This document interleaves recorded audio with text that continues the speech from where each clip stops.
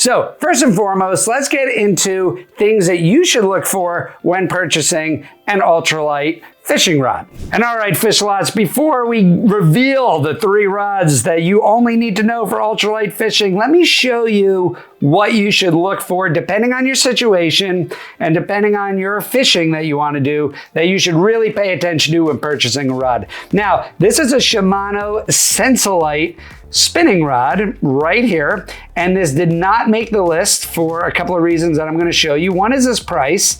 This rod here is going to cost you about 50, anywhere from 50 to 60 bucks depending on the rod that you select. Now, the first thing I'm going to look for when I'm looking at these ultralight fishing rods is this right here. The material. What is the rod made from? Now, they get a little tricky with this. You're going to see on the YouTubes and everybody trying to sell you crap that this is the most sensitive fishing rod because it's ultralight.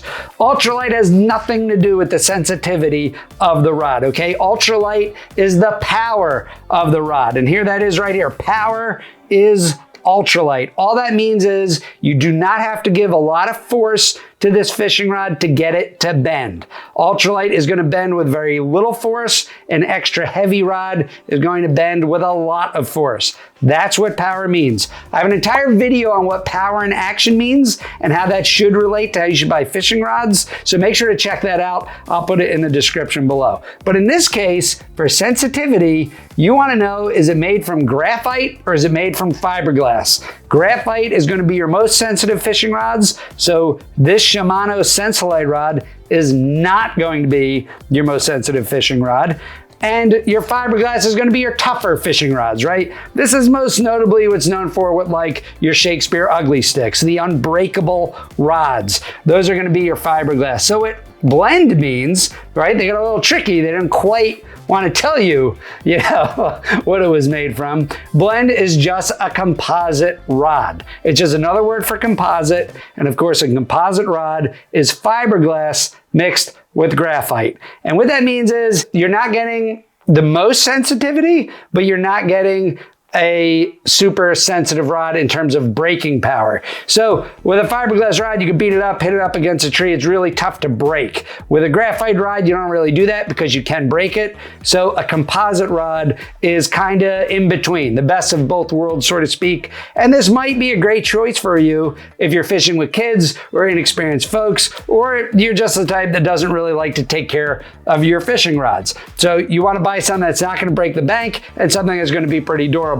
Also, this is a good choice for those reasons if you're fishing with bite indication, like a bobber or something where you just don't need that sensitivity because something else is going to indicate that you have a bite, like a bobber going beneath the surface of the water. Okay, so that's the first thing I look for is the material. The second thing I look for is the action rating of a fishing rod. Now, this also gets a little bit tricky. I don't see an action rating on here. Yeah, I'm looking here at all these numbers. I don't see action, but you're gonna hear on the YouTubes and everybody trying to sell you stuff that you need extra fast rods for everything. You need an extra fast rod because that instant torque allows you to get the hook through the tough fish's mouth. That's a bunch of garbage, okay? Moderate action rods, ultralight rods have plenty of power to them. And the thing is, with an extra fast rod, with that instant torque, keep in mind you're ultralight fishing because you want to trigger sensitive bites or finicky bites. So you're downgrading, right? You have smaller hooks, smaller line. You want to give those fish a chance to get that hook in their mouth before, you're setting the hook. So with a moderate action rod, there's a lot more shock absorption and you're actually going to hook up and keep a lot more fish on than an extra fast rod, which is going to be instant torque. And when that finicky bite happens, you have a higher probability of ripping that hook right out of the fish's mouth and losing fish. Me personally, I lose a lot less fish with moderate action rods than I do extra fast action rods. So the other thing, these light action rods, by the way, everybody wants fast tip, extra fast action rods. The light action rods actually allows them to get the bait in. If you got extra fast action, it's like instant torque. Yeah. It makes no sense a lot of times because they don't, you see how they're hitting bait are flying up out of the water? You actually want them a chance to get the damn lure in their mouth, But you watch everybody and they're all like, Oh, you need extra fast action, extra fast action. You do not need extra fast action. Just ask Steve Fogel, rod maker extraordinaire. We had a long conversation about these rods, and these puppies are perfect. Thank you, Steve. That is a big fish. So my recommendation for ultralight fishing, again, because the application of fishing you're fishing with is going to be smaller lures, more finicky bites, is going to be moderate action rods. All right, now the third thing you really want to take a look at here when looking at these rods is this little guy right here, the length of the rods.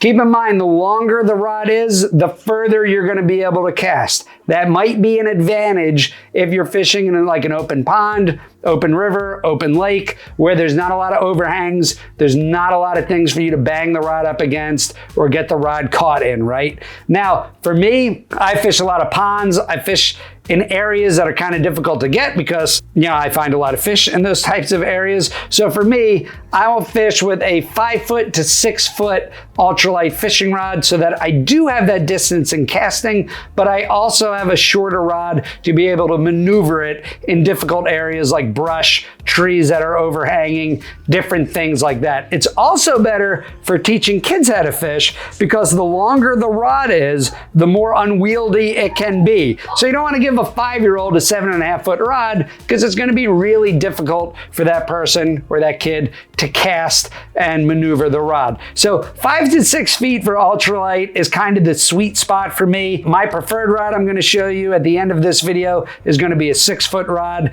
and the other 2 rods I'm going to show you are going to be 5.5 feet. So I fish in between that area of 5 to 6 feet. And those are the 3 things that I'm really going to look for when selecting my ultralight rods. Now let me show you exactly the rods I use and I would recommend for you to really get into some ultralight fishing.